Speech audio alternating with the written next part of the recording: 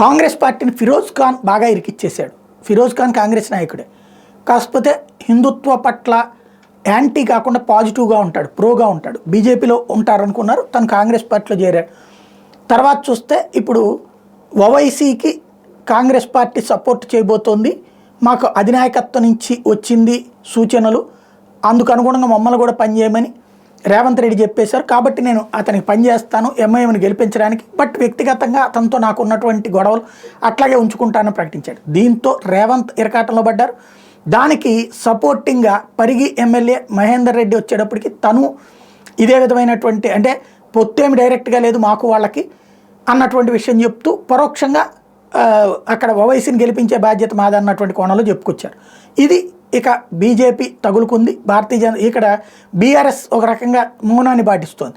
బీజేపీలో కిషన్ రెడ్డి దగ్గర నుంచి, అరవింద్ దగ్గర నుంచి, ప్రకాష్ రెడ్డి దగ్గర నుంచి ప్రతి ఒక్కళ్ళు వరుసపెట్టి విరుచుకుపడుతున్నారు. ఇదంతా కూడా పెద్ద హంబక్ గేమ్ అన్నటువంటి ఆరోపణ చేస్తూ ఉన్నారు.